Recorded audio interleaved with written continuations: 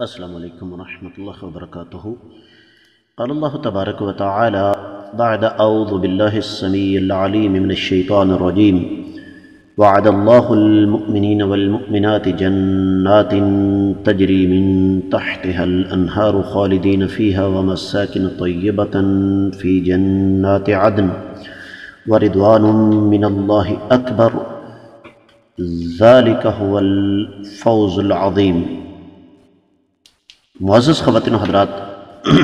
اللہ ملک العلم رب الجلال والاکرام کی توفیق اور اس ذات بابرکات کے فضل و کرم سے آج اتوار کا دن ہے، 4 شعبان 1441 ہجری، 29 مارچ 2020 عیسوی،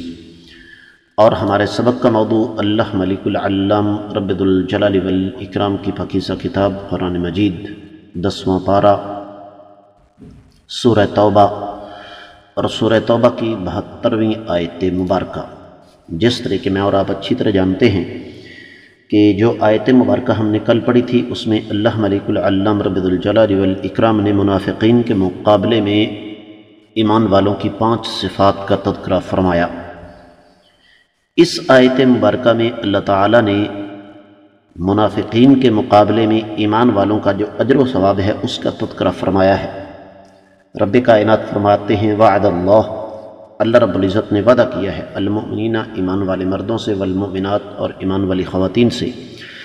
جنات ایسے باغات کا تجری بہہ رہی ہے من تحتہا ان کے نیچے سے الانہار نہریں خالدین ہمیشہ رہیں گے فیہا ان میں،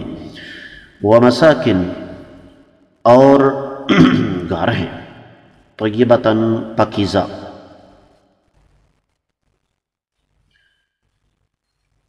اور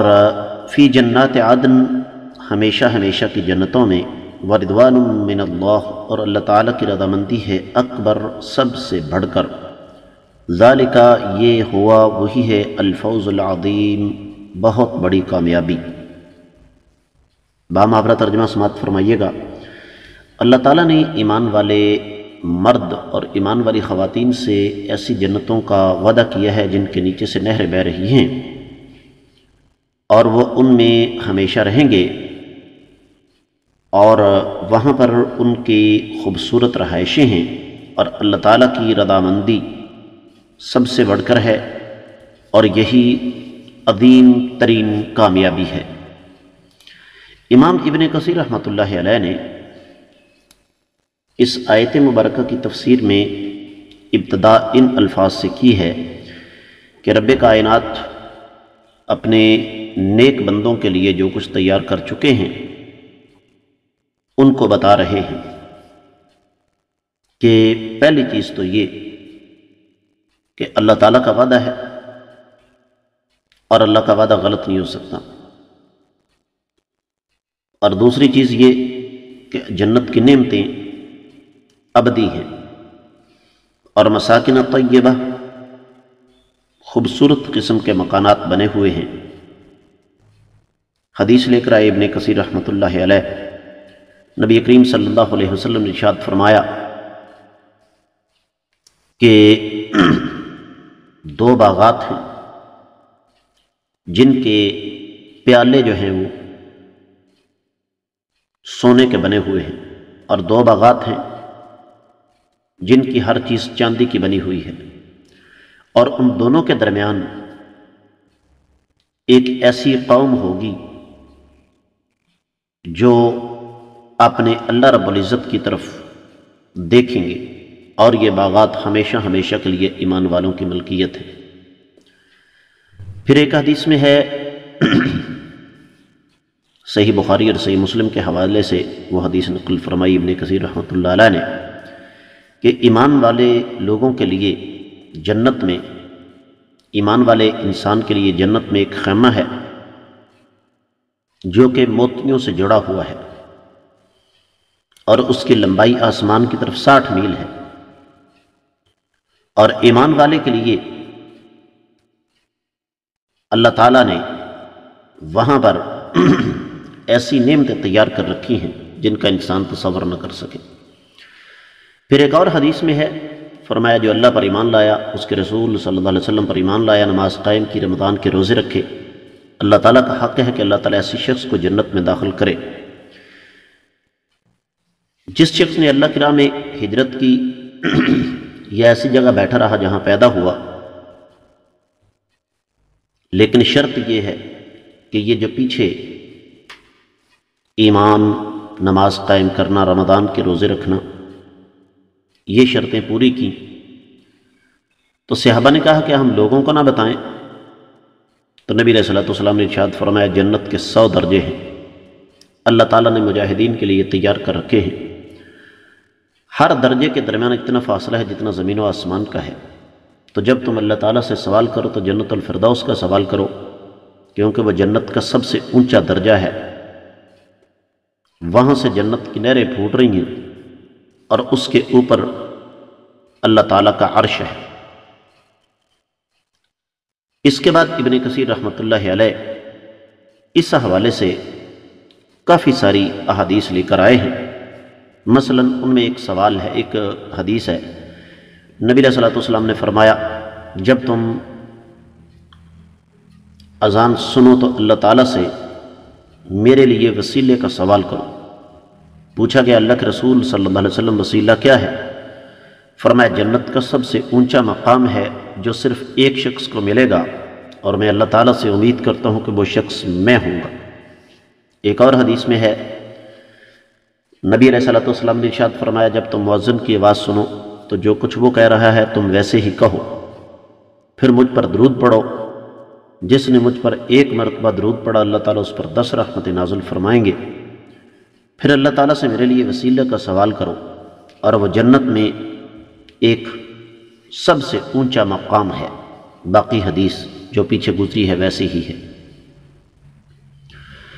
اور صحیح بخاری کے حوالے سے ابن کثیر رحمۃ اللہ علیہ نے حدیث نقل فرمائی ہے، نبی کریم صلی اللہ علیہ وسلم نے ارشاد فرمایا جو شخص اذان سننے کے بعد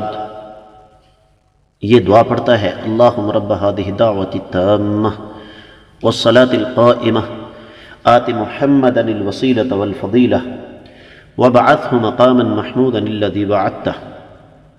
تو فرمایا اس کے لیے قیامت کے روز میری شفاعت جو ہے وہ واجب ہو جاتی ہے۔ ایک اور حدیث میں ہے نبی علیہ الصلوۃ نے ارشاد فرمایا اللہ تعالیٰ سے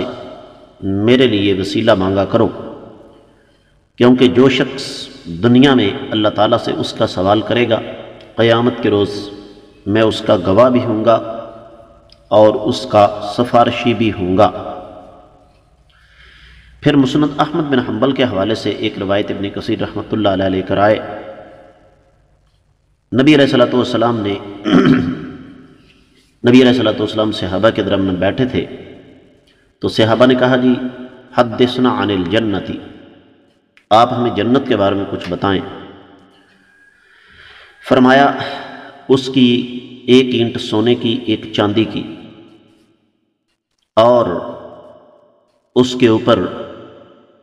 جو کچھ لگا ہوا ہے وہ کستوری ہے، اور اس کی کستوری کے ساتھ جواہرات، یاقوت اور ہیرے ہیں، اور اس کی مٹی زعفران ہے۔ جو اس میں داخل ہوگا اس کو جو نعمتیں ملیں گی وہ کبھی پرانی نہیں ہوں گی،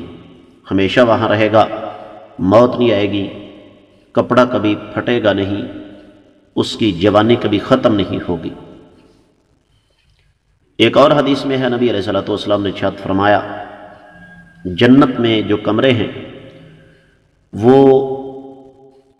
اندر سے ویسے ہی نظر آتے ہیں جیسے باہر سے ہیں، اور باہر سے ویسے نظر آتے ہیں جو اندر سے ہیں۔ تو ایک بدو نے سوال کیا اللہ کے نبی صلی اللہ علیہ وسلم وہ کمرے کس کو ملیں گے؟ فرمایا جس کی زبان میٹھی ہے، بھوکوں کو کھانا کھلاتا ہے، روزے رکھتا ہے، رات کو قیام کرتا ہے جبکہ لوگ سو رہے ہوتے ہیں۔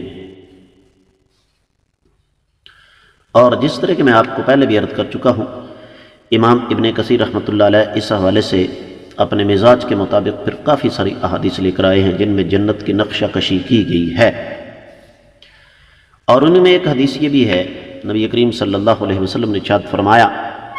کہ جنتی جب جنت میں چلے جائیں گے تو اللہ تعالیٰ فرمائیں گے اے جنتیو، جنتی کہیں گے لبیک ربنا وسعدیک والخیر فی یدیک، تو اللہ تعالیٰ پوچھیں گے کیا تم راضی ہو وہ کہیں گے ہم کیوں نہیں راضی ہوں گے ہمارے رب، آپ نے ہمیں وہ کچھ عطا فرمایا جو آپ نے کسی کو نہیں دیا۔ تو اللہ تعالیٰ فرمائیں گے کیا میں تمہیں اس سے بہتر چیز نہ عطا فرماؤں؟ تو جنتی کہیں گے اے رب کائنات، اس سے بہتر چیز کیا ہو سکتی ہے؟ تو اللہ تعالیٰ فرمائیں گے